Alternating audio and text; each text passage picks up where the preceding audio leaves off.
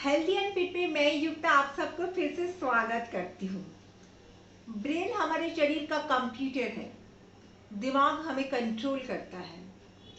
Remote control की तरह दिमाग हमें कंट्रोल करता है। यानी कि बोलना, जैसे मैं आपके साथ बात कर रही हूँ, बोलना, खाना खाना, दौड़ना, कुछ सोचना, ये सब दिमाग के द्वारा ही होता है। पर हम दिमाग के बारे में कितना सोचते हैं, कितना ध्यान देते हैं? हम कभी सोचे हैं क्या दिमाग को भी एक्टिव रखना ज़रूरी है? नहीं।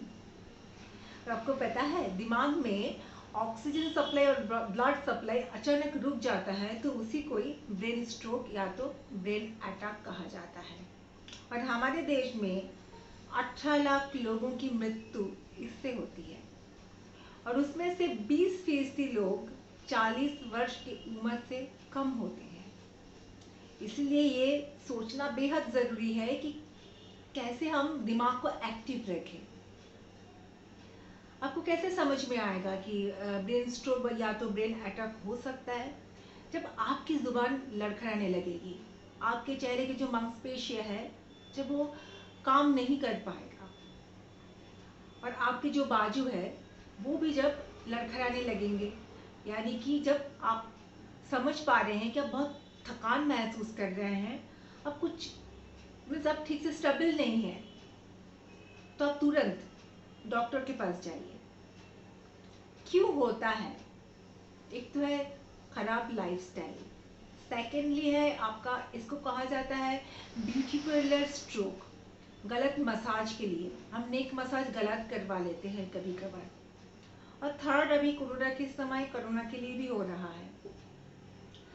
क्या है ये ब्यूटी पार्लर स्ट्रोक? बेसिकली क्या होता है, जब हम फेशियल करते हैं या तो हम क्या है ना हेयर कट करते हैं, फेशियल के टाइम हम क्या करते हैं, फेशियल होने के बाद हम गर्दन का मसाज लेते हैं। वो मसाज का जो स्ट्रोक है वो ऊपर नीचे हो जाए तो ब्रेन स्ट्रोक हो सकता है। इवन आप सपोज सोचो, सैलून में जब आप जा रहे हो, जितने बार आप हेयर कट कर रहे हो उतना बार आप क्या कर रहे हो, बस मसाज ले रहे हो।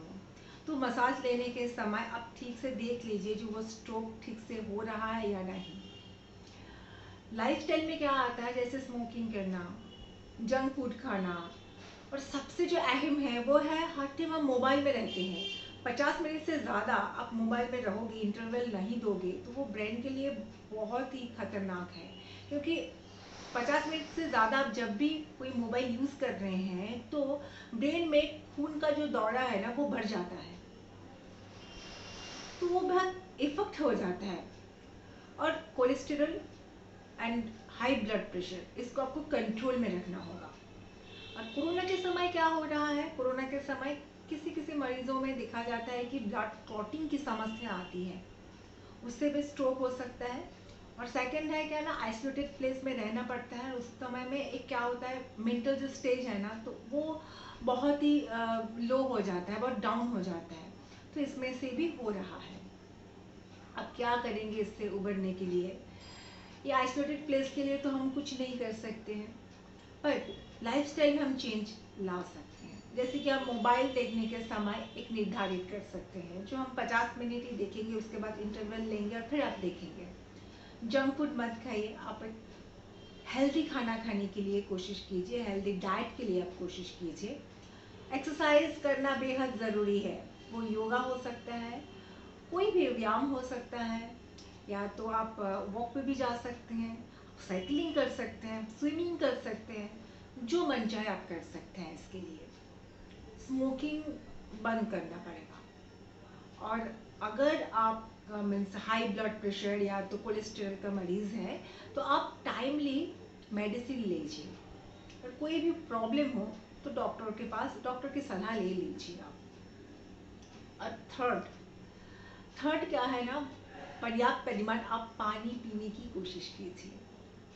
और जो बहुत अहम है, इजी नहीं है, वो है खुश रहना। आपको खुश रहना होगा, हालांकि ये इजी नहीं है, बट खुश रहना पड़ेगा। हेल्दी रहिए, फिट रहिए।